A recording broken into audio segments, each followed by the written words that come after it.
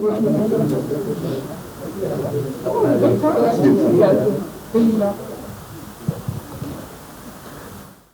everyone, just a little apology for the delay. We were completing some of the interviews. It is an absolute pleasure to welcome back here Team England. As a reminder, simultaneous translation is available in English, German and Swedish in your headsets. The QR codes are on the wall.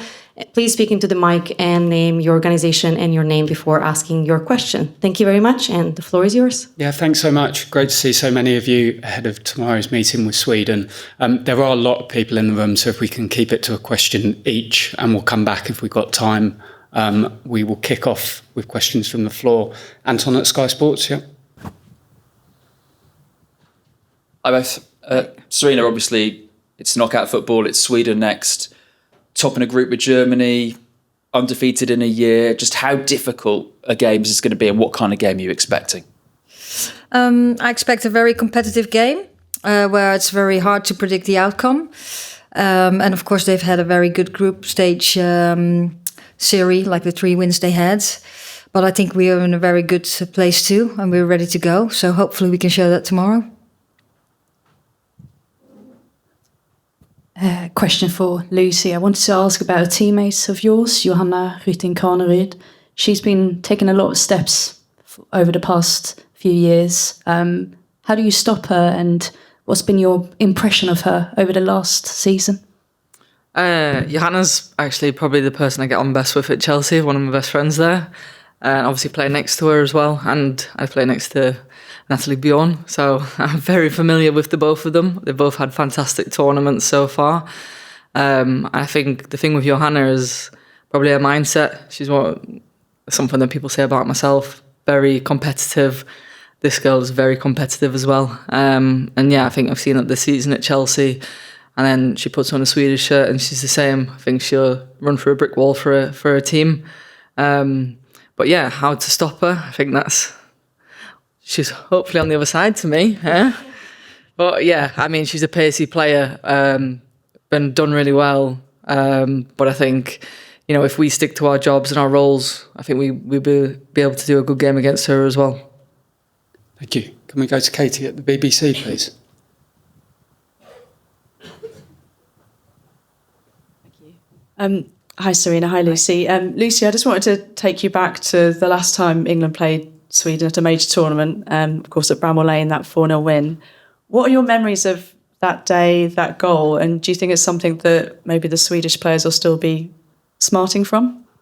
I don't think so. I mean, I guess because we've played them since then. We've played them more recently. Last summer, we played them in the Nations League twice, obviously in England and in Sweden. I think that the team that we played against in Sheffield and in the Euros, both for Sweden and for England, teams are very different, moved on a lot. But yeah, I guess for us it's a very nice memory to look back on, but we hardly can analyse that game because it was so long ago. And I think for Sweden, they're a team that do really well in tournaments.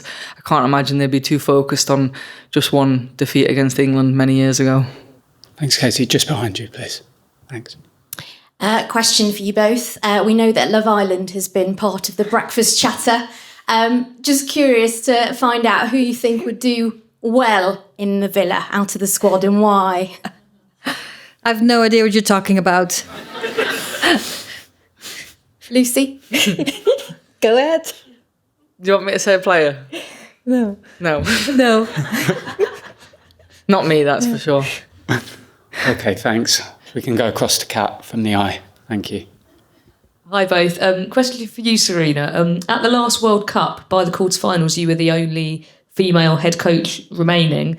This time it's 50%. Is that a good number? Could it be more? What are your thoughts on that? Well, I think what we're all working on is that we hope that more female stay involved in football. We want girls to play football. We want every girl, every woman having the opportunity to get involved in football in whatever role that is, and also in coaching.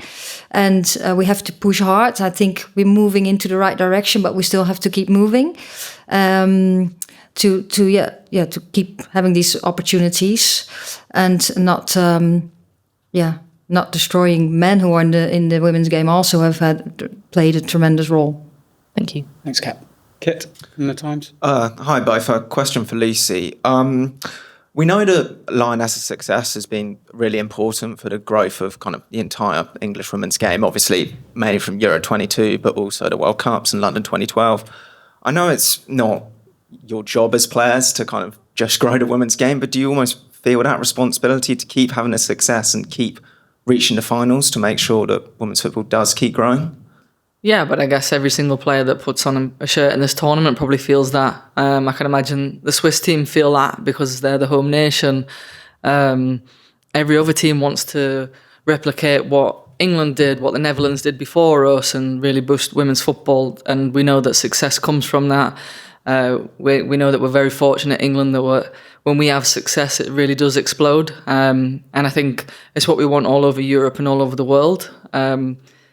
Do we necessarily see that as the reason for winning? Not really. My main reason for winning the tournament is to lift the trophy.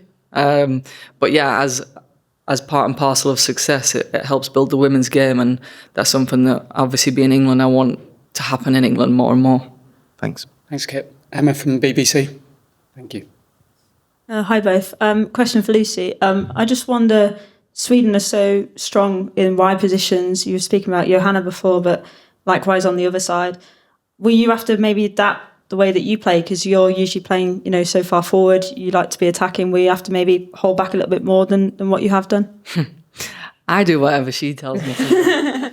So if you analyse the game, I'm in positions that's for the team, for the benefit of the team, for the players around me. I like to attack. I also like to defend. I can do whatever roles asked of me, whether that's from Sarina or the players around me.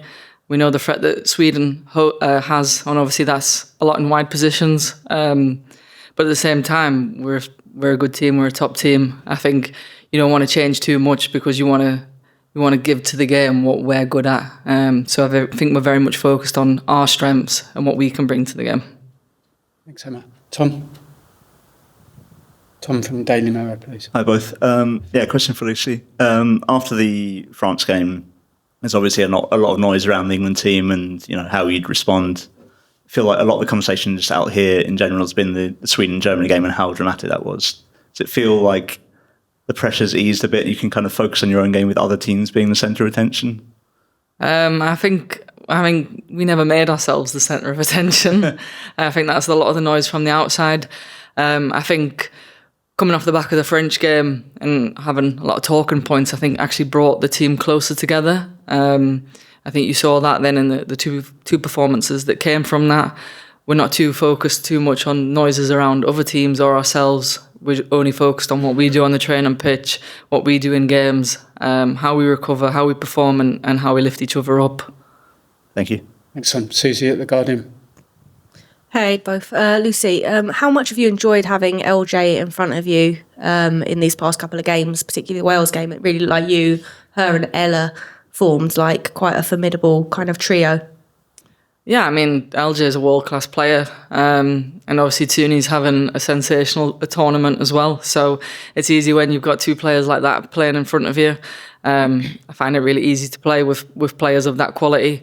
But yeah, it's fantastic that they're on my team and not the other team. And they're both really growing into the tournament, both key players at England, but I think most of our players are key players when you look now at the goal scorers and the goal creators and every part of the game. So for me, it's fantastic to play with those kind of players, and I just long may it continue that they have fantastic performances and just keep getting better and better.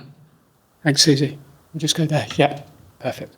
Hello, ARD TV Germany. Question to both, please. As it might become a game of the goalkeepers, how do you rate Hannah Hampton's performances so far, and what significance does she have for the team? Well, how I rate, I think she plays an important role for us. She's done really well, also growing into the tournament. And of course, the first task is to keep the ball out of the back of the net. But she also is very good with her feet, what we have seen, and she can be the extra builder when we start our build-up. Thank you. Do I answer that as well? Yeah? Yeah, I mean, like what Sarina said, she's a very important part of this team. I think she's definitely built with confidence as the tournament's gone on. Arguably, probably the best goalkeeper in the world with her feet. You saw that with the pass that she played for LJ's goal in the second game. But yeah, there's still a lot more to come from Hannah. She's a very young goalkeeper, and she's already doing fantastically well, especially starting her first tournament. She's done really, really well. Key player for us, and yeah, again, like I've just said about Tuni and LJ, a player that I think we can see so much more from, and her just growing and getting even better and better. Thank you. We'll just go in front to Charlotte at the Athletic. Thanks. Hi, Lucy. A lot of players spoke about sharing their why in their pre-camp, whether that was because they missed previous tournaments or doing it for family members. What's your why now that this is your 7th major tournament? My why's always been the same. I mean, I'm very fortunate that my family get to follow me around and support me, but I'm someone who's based off of hard work and enjoying it. My why was that I just love working hard and I love the game. It's as simple as that. I think sometimes, I guess when the media gets involved and everything around the game, but I started playing football because I love it. That's literally it. And when I loved it, I wanted to work hard. I had a picture of myself up from, it was actually against Sweden in 2019, of being absolutely exhausted at the end of that game, because I will give anything and I will give everything when I play in an England shirt. And I wanted all the girls to know that that's my why, is to give everything for this team, because I just love playing for England so much. Thanks, Lucy. Thanks, Charlotte. We'll go to Aisha from Haters at the back. Thanks. Hi both. We heard from Leah yesterday. She was talking about how much of a competitor you are, Sarina. She said even with darts, you're a fierce competitor. Not really. I wanted to hear a question for both of you. Who is the best at darts in the England camp? Well, I know I'm not. Me neither. No. Lauren Hemp. I think Hempo's really good. Leah's got her own dart, so that says it all. And her mum. And her mum as well. Players, I think it's... I think Hempo. Hempo and Leah. Nice. Aggie tries to be the best and just part, but didn't think they were really close. They play the most. Yeah. And our kit woman, she's very good. Yeah. Thanks very much. Can we go to Rob Harris at Sky News, please?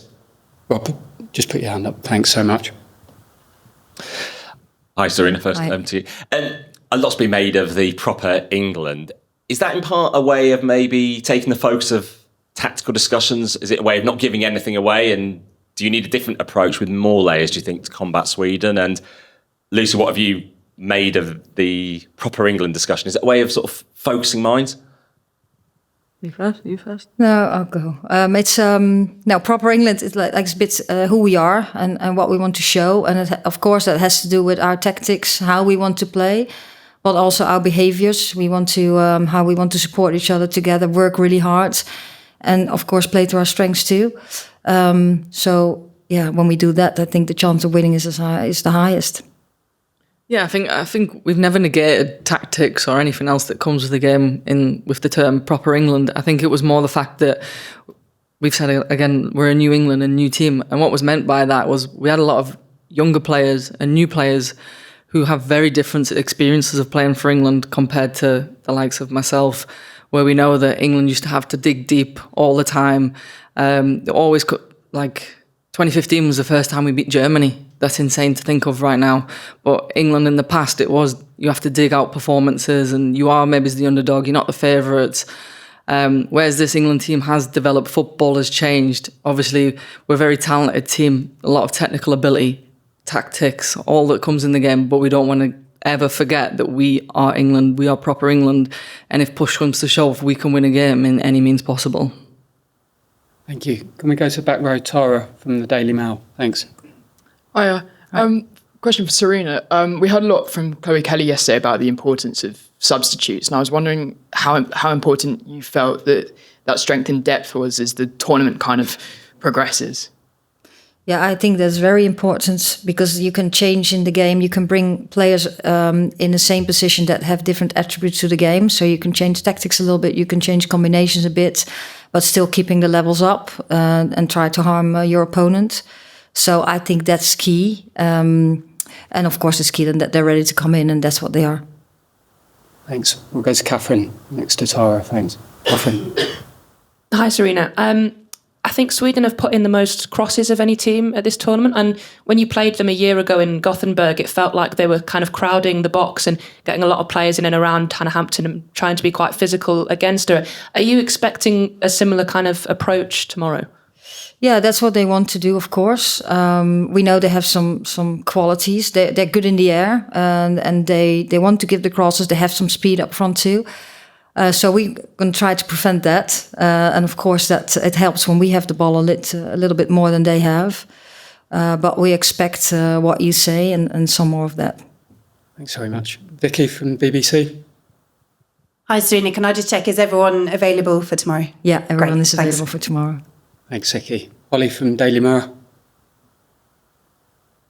Hey, Lucy. When we spoke to Sweden earlier this week, they actually said that 4-0 defeat at Bramall Lane is still in the back of their mind and they would see beating you tomorrow as revenge.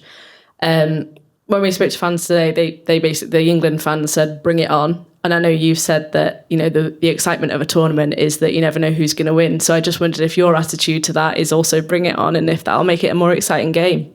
I think it'll be an exciting game regardless of the history of the teams, just because they're two talented teams. I think, as Lani said, someone mentioned that she said in an interview that it's going to be a fun game. And my interpretation was this is two teams that are in this game to win it, no sitting back. Both very talented, athletic, physical. Everything that you think of in a football game could happen because both teams are at that level.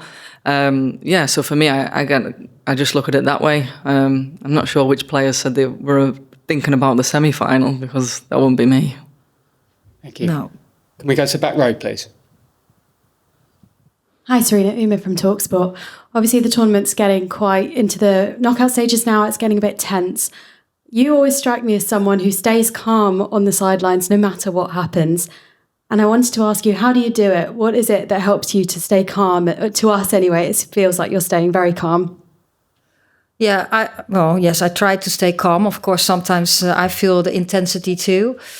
But I have a task to do, and then it's better when you're calm and you can observe better and you can collaborate better with the staff on the side and connect with if possible, connect with the players on the pitch. So you're just trying to stick with your job, what you have to do, and trying to be as less emotional as possible. Thanks. Can we go to Michael from The Athletic, please? Thanks.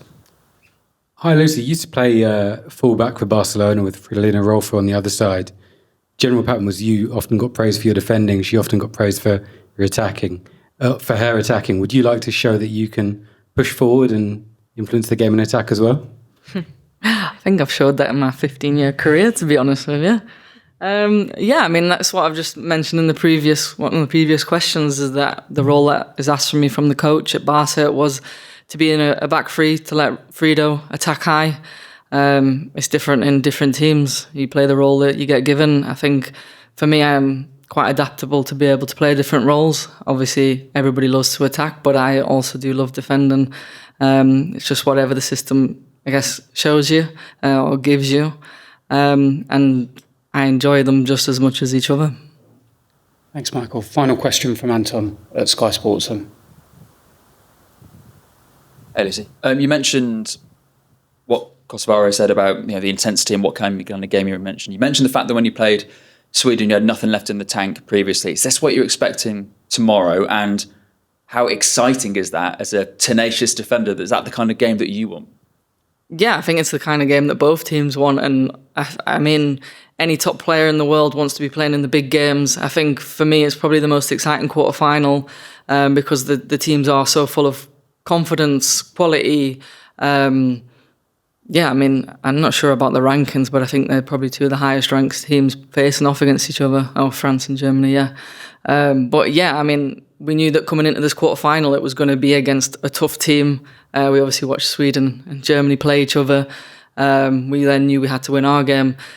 These are exciting times, being in a tournament, playing against top teams. All the girls, today in training are really up for the game tomorrow, really excited for what tomorrow's going to bring.